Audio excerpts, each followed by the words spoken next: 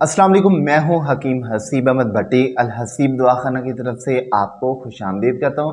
नाजरीन, आज हमारा जो टॉपिक है वो ये है कि खाना खाने के बाद पेट में बोझ क्यों महसूस होता है, क्यों हमारा पेट भरा भरा फूला फूला महसूस होता है। खाना खाने के बाद अक्सर लोगों की कैफियत जो है ये बहुत भारी हो जाती है, जिस्म भारीपन महसूस करता है। खाने के बाद आवाज़ारी होती है, टेंशन होती है, मरीज बहुत डिप्रेशन महसूस करता है। और अगर मरीज थोड़ा सा भी खाना खा लेता है, यूं लगता है जैसे पता नहीं कितना खाया होता है।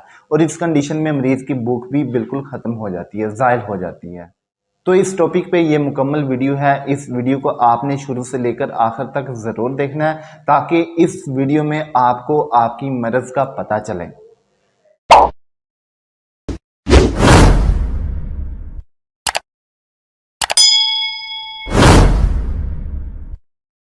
नाज़रीन, इस कंडीशन में मरीज़ को मुख्तलिफ तरह की कैफियत जो होती है महसूस होती है।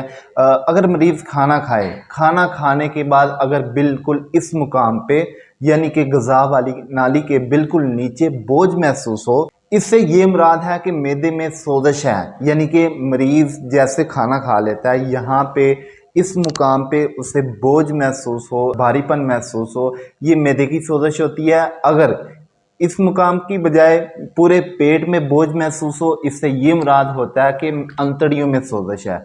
अगर यहाँ भी बोझ महसूस हो और पूरे पेट में भी बोझ महसूस हो, इससे ये मुराद है कि मैदे और अंतड़ियों में सोजिश है।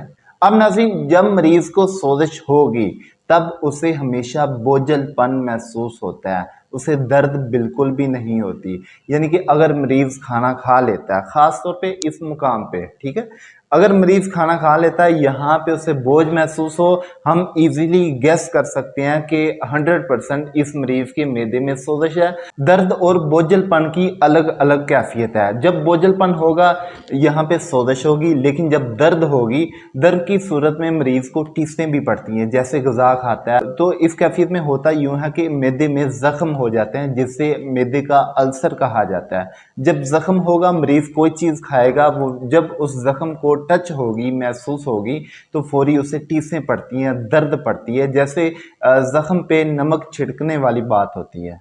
लिहाजा बिल्कुल इसी तरह अंतड़ियों में बोझलपन हमेशा महसूस होता है, अंतड़ियों में अल्सर बहुत कम होता है। तो इसकी वाज़ेह मिसाल देके मैं आपको थोड़ा समझा देता हूँ। देखिए, हमारी अंतड़ियाँ एक पाइपनुमा हिस्सा है। जब अंतड़ियों में सोजिश होती है, बाहर से सोजिश होगी, ये अंतड़ियाँ फूल जाती हैं, जिससे पेट बड़ा और बड़ा हुआ महसूस होता है। और जब यही सोजिश अंदर वाले मुकाम पे होती है, तो अंतड़ियाँ अंदर से स्वेल होकर, सोजिश आकर ये तंग हो जाती हैं, जिससे मरीज कोई भी चीज़ खाता है, चीज़ खाने से जैसे वो इस सोजिश को टच होगी, इस सोजिश में गुजरेगी, इस सोजिश में ठहरेगी, तो मरीज को फौरी भारीपन महसूस होता है। जब मरीज खाना खाता है, जैसे खाना मैदे में जाके गिरता है, फौरी मैदा जो है ये भारीपन महसूस होता है। इसकी मिसाल ऐसे है, अगर एक हाथ पे सोजिश हो, दूसरे हाथ से उस सोजिश को बार बार उंगली से दबाया जाए, तो इससे दर्द की कैफियत तो होगी। बिल्कुल इसी तरह जो हम गज़ा खाते हैं, हमारे गज़ा में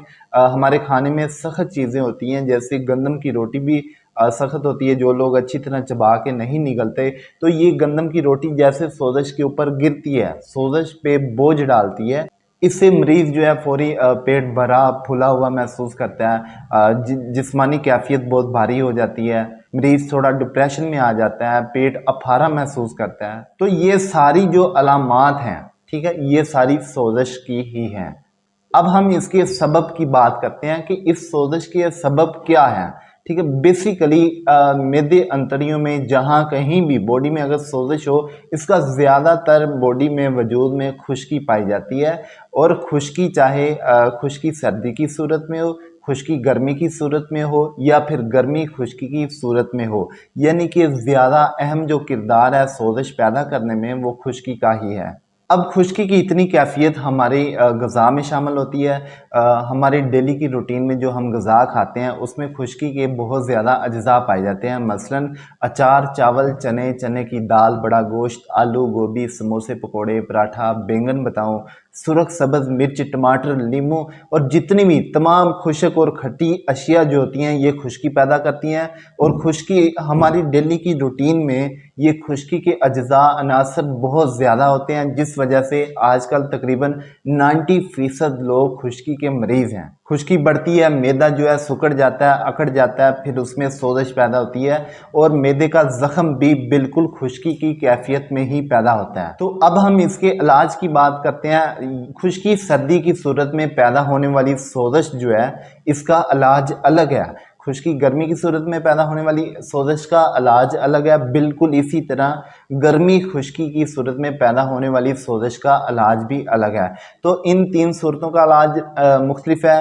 मरीज़ की कंडीशन को नोट करना बहुत ज़रूरी होता है कि उसका मिजाज किस तरफ जा रहा है। ये कंडीशन अलामात से भी पता चल जाती है। ब्लड प्रेशर, कॉन्स्टिपेशन, शुगर को नोट करना बहुत ज़रूरी होता है। लेकिन मैं आपको इसके इलाज के मतलब एक ग़िज़ाई जो ट्रीटमेंट है वो मैं आपको बता देता हूँ। वैसे इस कंडीशन में ग़िज़ाई ट्रीटमेंट इतना बंदे को मुतासर नहीं करता, क्योंकि खुश्की की सूरत में मरीज़ जो है अंदर तेज़ाबियत से भरा होता है। मरीज़ कॉन्स्टिपेशन, गैस्ट्रिक प्रॉब्लम का शिकार होता है, जिस वजह से उसका खून भी गाढ़ा होता है और जिस्म में भी गंदे मवाद जो होता है ये शामिल होता है। मरीज़ कोई माफ़क वाली ग़िज़ा भी खा लेंगे वो भी इतनी उसे फ़ायदा नहीं देती, क्योंकि आजकल जो जिस्म है एक केमिकल का एक हिस्सा बन चुका है। हम जो भी ग़िज़ा खाते हैं डेली की रूटीन में जो भी खाई जाती है उसमें केमिकल्स की कसरत होती है, जिस वजह से ग़िज़ा जो है ये बिल्कुल बंदे को मुतासर नहीं करती। ये मैं अपने तजर्बे की बात कर रहा हूँ, लेकिन मैं मज़ीद आपको इसके साथ ग़िज़ाई ट्रीटमेंट बता देता हूँ। ग़िज़ा में मीठे में गुड़ वाला दलिया बहुत ज़रूरी है। गुड़ इसमें तेज़ डाला हो और दूध के बगैर दलिया बनाकर मरीज़ को दिन में 3 दफ़ा ही खिलाएं, ज़्यादा से ज़्यादा 2 मरतबा लाजमी खिलाएं, ताकि गुड़ जो है ये गर्मी तरी पैदा करता है। गर्मी तरी हमेशा सोजिश को ख़त्म करती है, पेट में नरमी पैदा करती है, जिससे ये खुश्की की अलामात कंट्रोल हो जाती हैं। और इसके साथ साथ मरीज़ को सब्जियों में घिया तोरी, कद्दू, टिंडे, पेठा, शलजम ये वाली चीज़ें बहुत ज़रूरी हैं। इनमें मिर्च काली डालनी है, लहसुन, अदरक, प्याज, ज़ीरा, धनिया, हल्दी, हर चीज़, बाकी हर मसाला जात इसमें शामिल करें, लेकिन मिर्च काली ही हो। इसके साथ फलों में आप मीठा अंगूर दे सकते हैं, आम दे सकते हैं, गर्मा सरदा खरबूजा, तरबूज ये चीज़ दे सकते हैं। पानी हमेशा मरीज़ को फ़िल्टर वाला पिलाएं और कोशिश करें पानी नीम गर्म हो।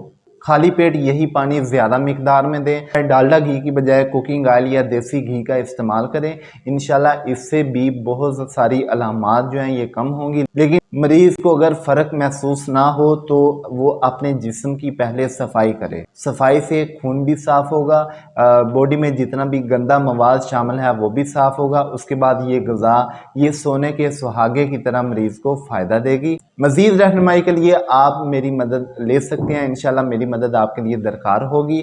So take it. अल्लाह हाफ़िज़।